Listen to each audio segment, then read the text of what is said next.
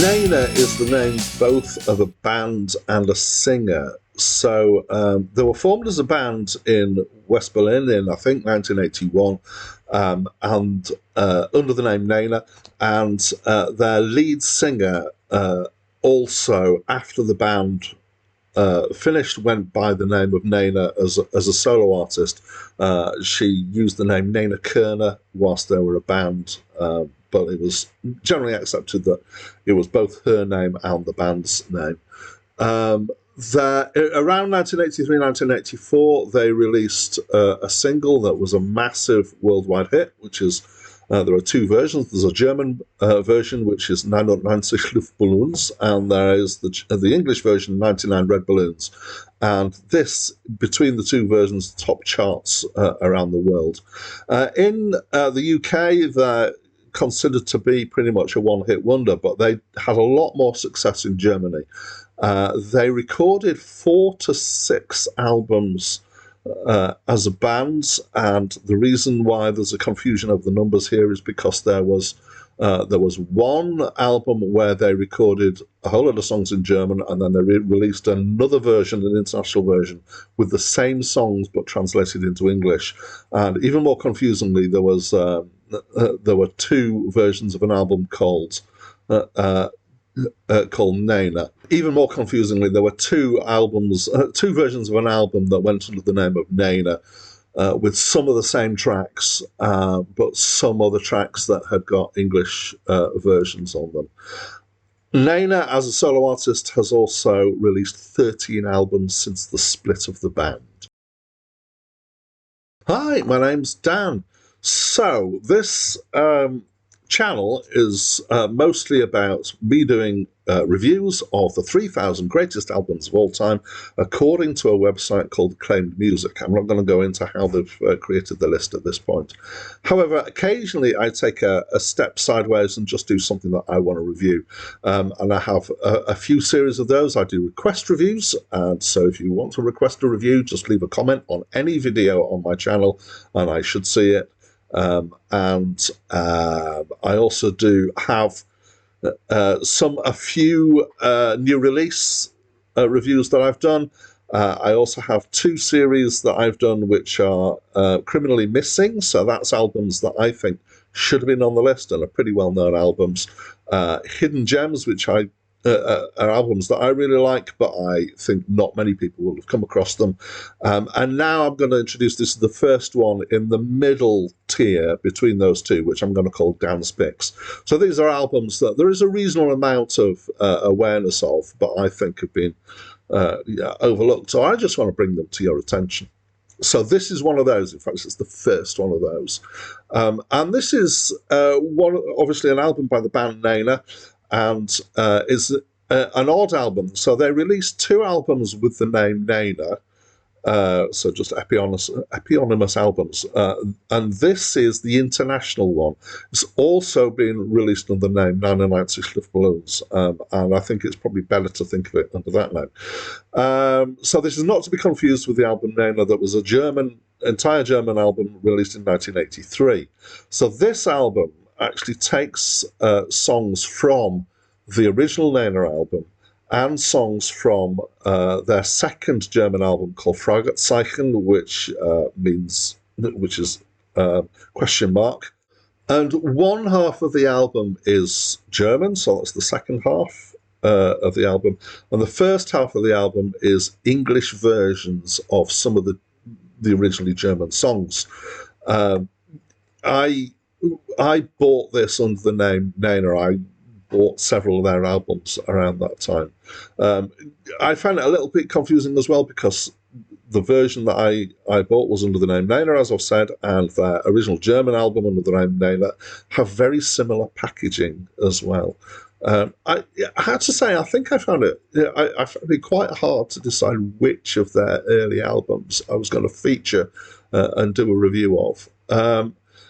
And what else I'm going to say about them? Nena were the first band I ever went to see live. I was a student and I saw them at a gig in Manchester. So let's actually get into the review and talking about the album. So this is described as being a Neue Deutsche Welle, which is a style of music that emerged in Germany, which was kind of somewhat alongside New Wave in Britain and America, I think. So I would describe it as being having elements of New Wave in here, which just kind of means to me kind of more arty, kind of post-punk stuff. I think it's not quite so close to punk as New Wave is. And in some ways it's more kind of rock pop, but it's leaning towards at times the kind of adult album market that was emerging at this sort of time, of people like Tina Turner and Dire Straits, and but also people like Eurythmics and Blondie. I think Eurythmics are a good comparison here because there's quite a lot of synth sound in here. But I also want to pick out, there's a couple of tracks that have some really nice sax playing. It's kind of rock sax, and it's just, it makes my spine tingle. So this is obviously because I picked an album that I really like. There's a lot of familiarity for me and memories for these tracks. I've played this album many times.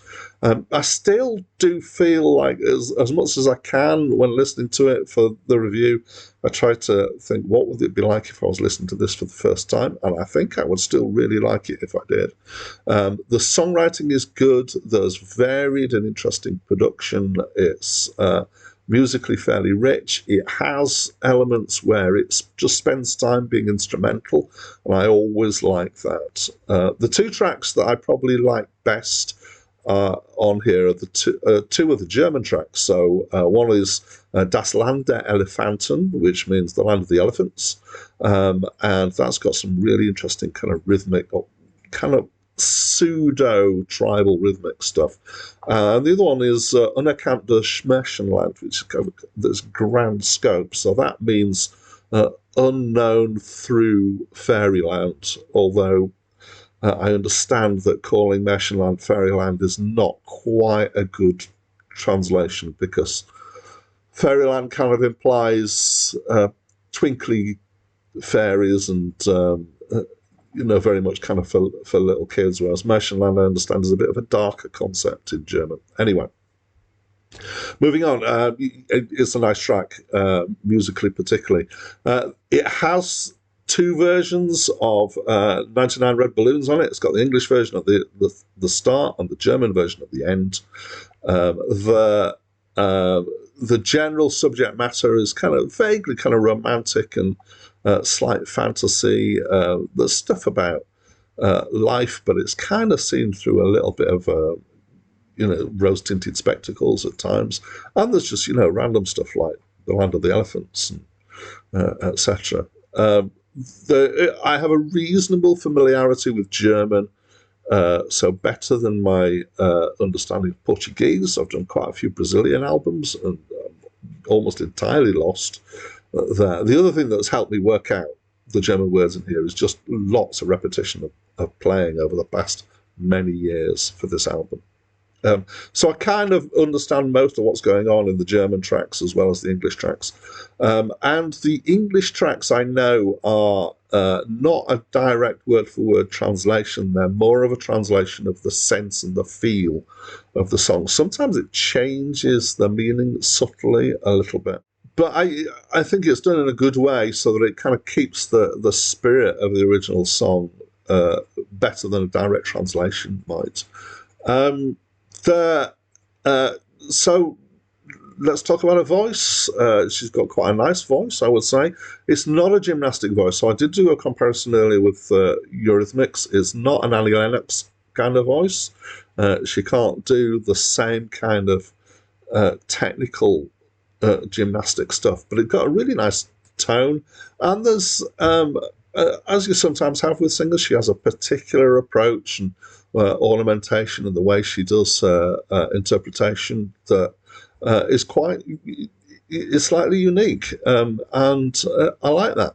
So overall, of course, I really like this album. I would encourage you to have a listen to it. And if you know the album, or if you're just facing it for the first time, I'd love to know what you think. So please do talk to me through the comments box. That's it from me for now.